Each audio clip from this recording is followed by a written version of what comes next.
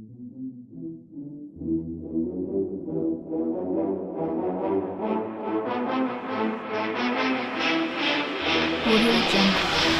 got the power.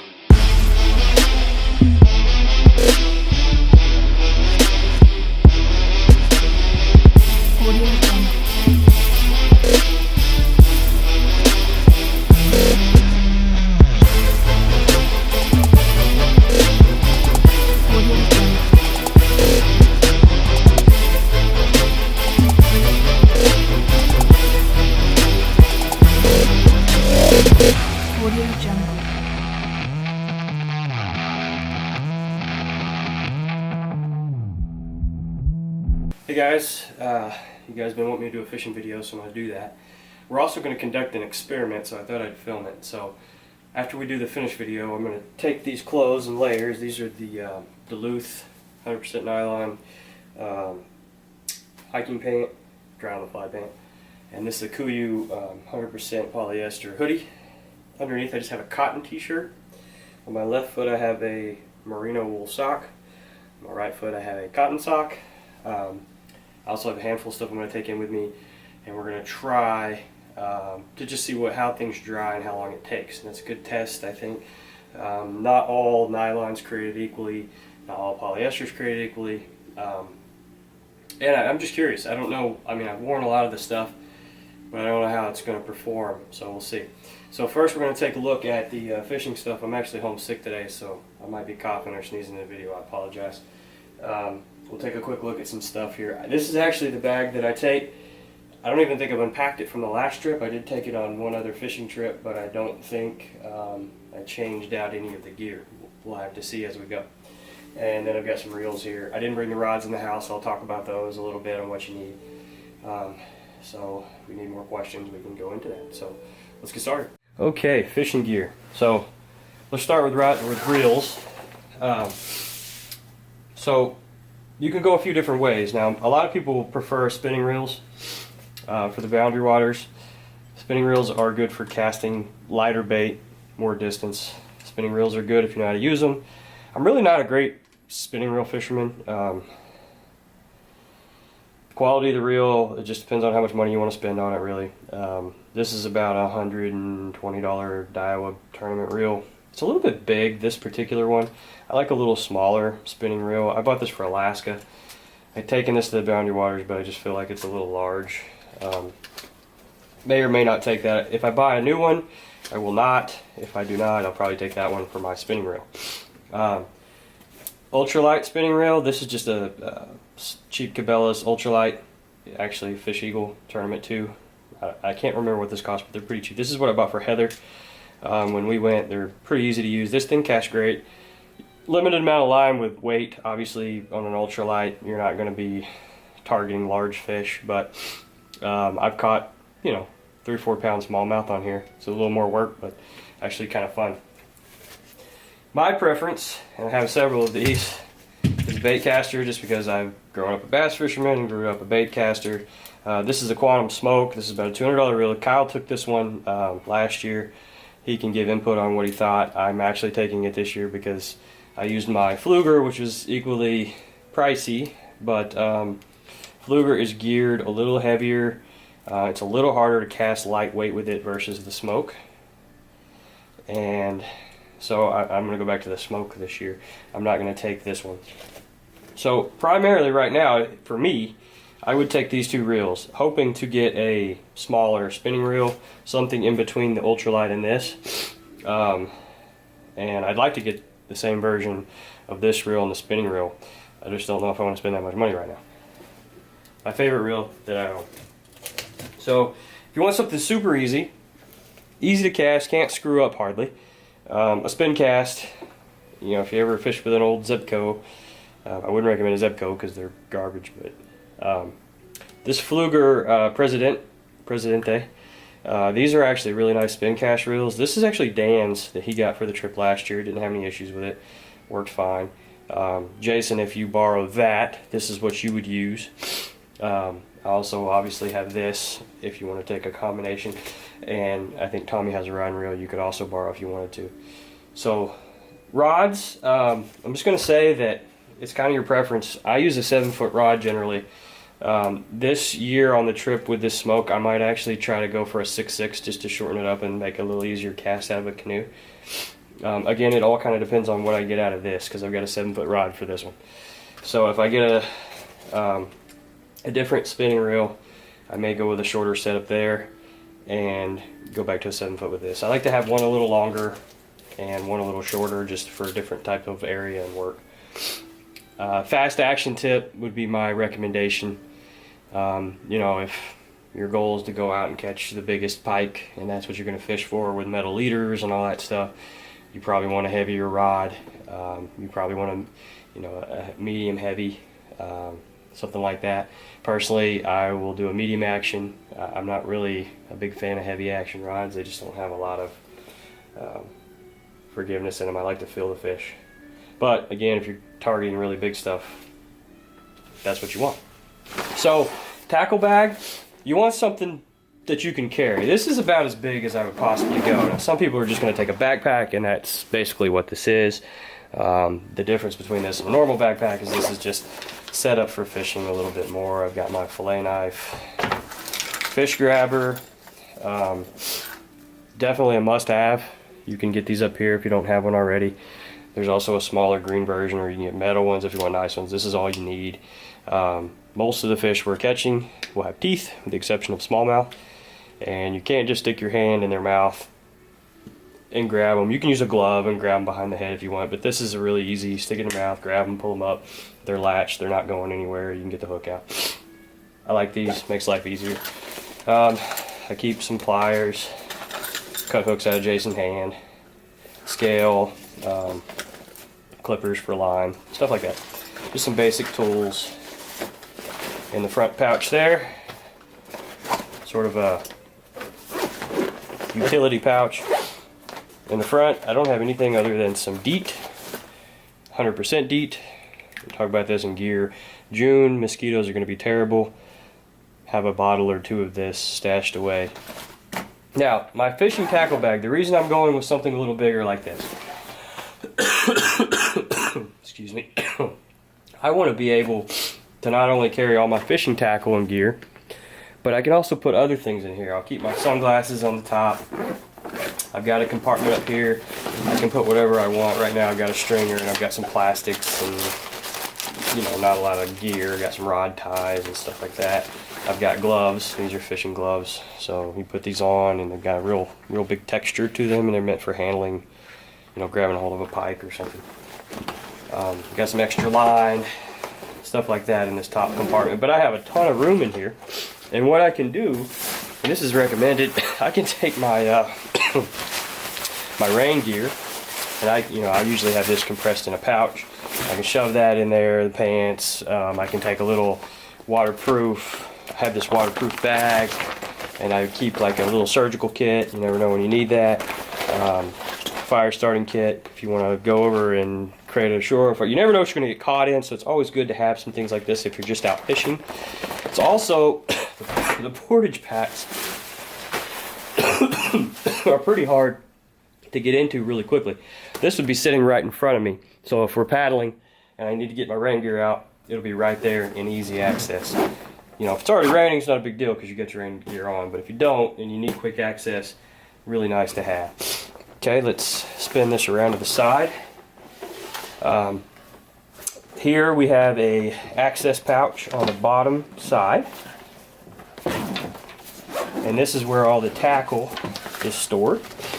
And I've got a lot of stuff in here. All this, for the most part, is really for fishing live bait. There's a couple jig heads in there I would probably take out. Slip bobbers and stuff like that. Since we can't fish with live bait in Quetico, I probably won't even take that. Top water box, I've got skitter pops, there's actually hula poppers, frogs, there's also some stick baits in here. Now, I rubber band everything so it doesn't get tangled up. Tommy and I can't remember what color, Tommy might have to refrain, I want to say it was like a purple or pinkish color, one of these stick baits, these X-Wraps. We're slaying smallmouth, but you just never know what's going to catch them. These MEPs in a little larger size, I think I've got a couple of MEPs in here. These work really well, and you just never know what color is going to work, so I like to have 3 or 4 different colors and different sizes as well. This was catching fish, this little walleye colored bait. You can see it's missing a hook. That hook was in Jason's hand. I haven't replaced that yet. So Jason, you probably have fond memories of that. And so that's just a little, mostly topwater, but a few other baits in there. Then I've got a mostly crankbait pouch here. So what was I using? I've got some more MEPs in here, you know, just wherever they fit, I throw them in. That's a bigger one of 5. These reef runners, I've heard nothing but good things about these reef runners. I've yet to catch a fish on this, I think. Actually, no, I take that back. This year I caught a nice smallmouth while we were trolling with a reef runner. I've heard purple's a great color, so I don't know. I didn't get to fish with it last June, so maybe that's the reason. This little bass colored stuff like this to throw up on the rocks and bring down off the shore. These are great. We're smallmouth. And you just want a combination. If you're a bass fisherman, most of the things that work for bass work for pike. It's really, they'll hit anything, really. I mean, you don't really have to go too crazy. Crankbaits are kind of where it's at, though. They're great for, they'll catch walleye, they'll catch smallmouth, they'll catch pike. I took this plastics. I will not be taking plastics this year.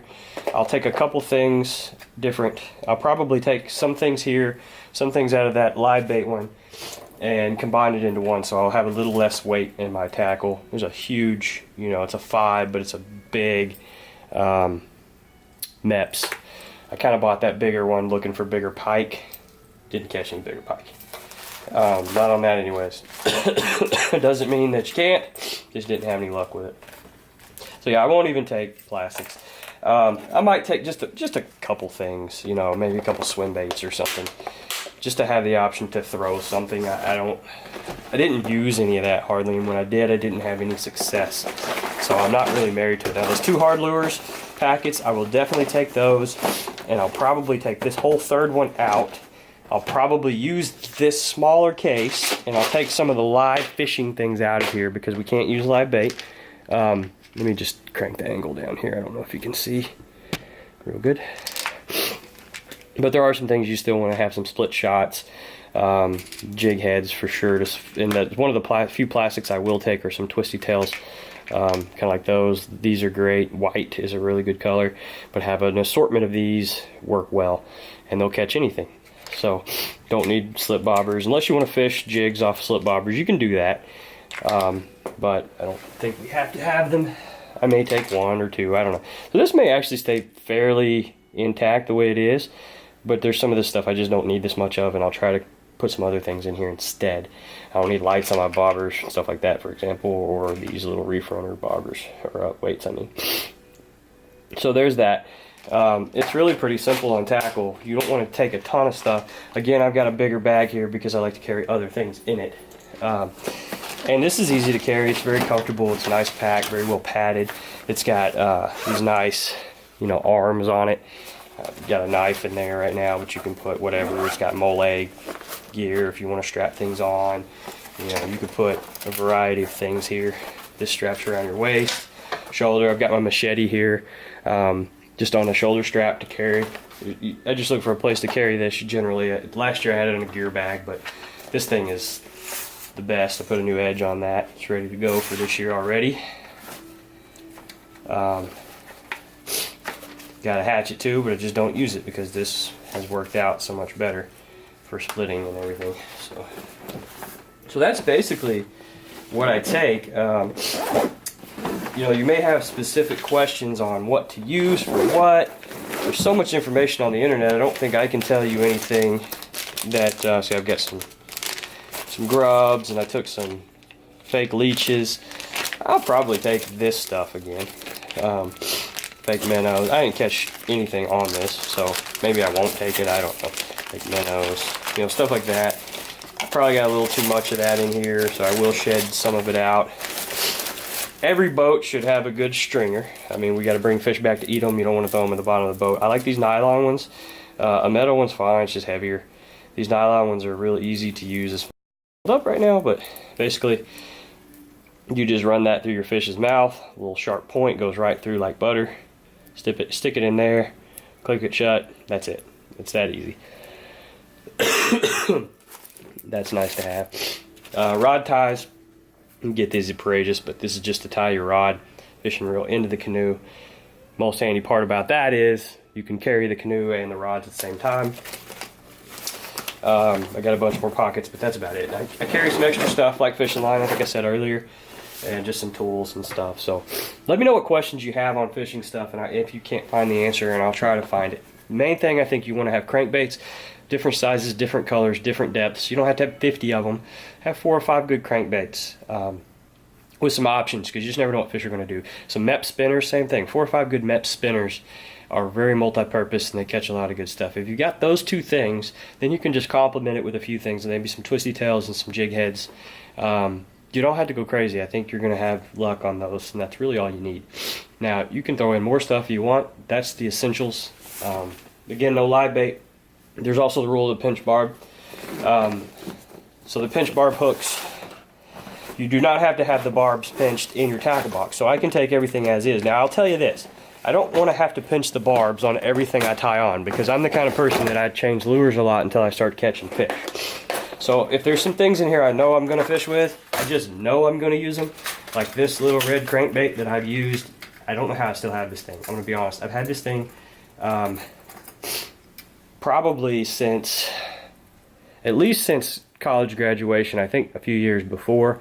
Tommy and I fished Table Rock Lake, catching Kentucky largemouth. I caught like 20 of those things at the docks with this bait, and I still have this one, and I've caught fish everywhere with it. And it's a good little fire crayfish kind of mimicking crankbait. But it's a shallow diver, it's not a deep diver. It's good for shallower water. I know I'll fish with this. I almost don't want to pinch the barbs on it because I'll fish with other places, but you can always replace the treble hook, so it's not a big deal. You just pop on a new treble. So I'll take and pre-pinch the barbs. You can see the barbs. Most of you guys know what I'm talking about when I say pinch the barbs. I don't know if that'll focus. Let me see if I can get it to focus on my hand. Maybe it's in manual. Try this. Focus. Okay, well that's not working. Sorry. I can't really get, there it is. So you can see the little barb on there. Take some pliers, pinch it shut. That's all it is. Pinch that little barb right inside there, closed. And that's all you have to do. And I'll probably pre-pinch 4 or 5 things I know I'm going to use. I got another reef runner there. That way I've got some options and I don't have to stop and pinch them while I'm out there. I can always replace the treble hooks. So that's what you have to do with that. Now again, you get a sneak peek of some of the things I'm taking. Just kind of a hodgepodge of crankbaits there.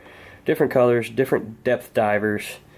I may add a lure or 2 this year, but probably not a lot. I always lose 3 or 4 lures every trip. They're always the ones that are working the best. Tommy and I both lost our stick baits that we're slaying smallmouth with. We both lost. I had 2 of them that were similar. I lost both of them after catching tons of fish with them, and he lost 1. So anyways, that's a quick, very quick fishing exercise. I'll do another one if you need me to, with more detail about lures as we get closer, and I maybe do some more shopping. So yeah, let's go get in the water. Okay, hopefully you can hear me. Let me turn this off. It's 2:10 p.m. We're going in with the Cabela, or the Duluth dry on the fly pants, 100% nylon, merino sock, cotton sock, Kuyu 100% polyester hoodie, a regular 100% cotton t-shirt. Underwear are also 100% nylon. Got a Cabela's shirt, one of the 3 I just bought, 85% polyester, 15% cotton. A fishing shirt style. There's tons of you guys have these. These are great. This has 71% nylon, 29% spandex. Some pants to get a Converse. I just bought these to get a comparison. These are 100% polyester versus 100% nylon pants. Want to see how each one does.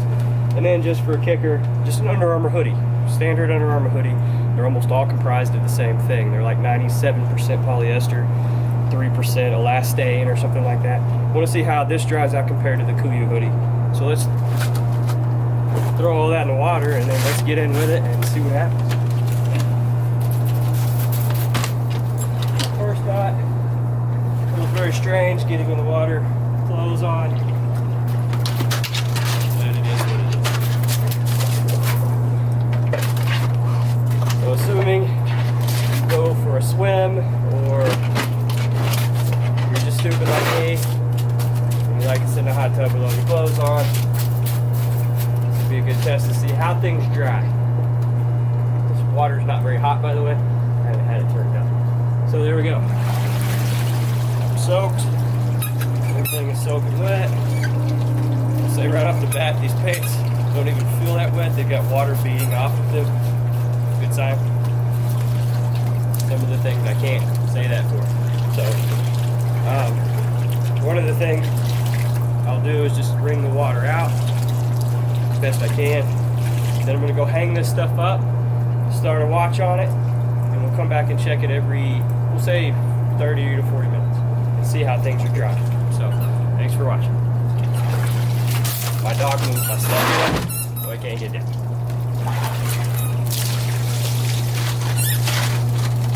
Okay, here we go. Everything is hung up.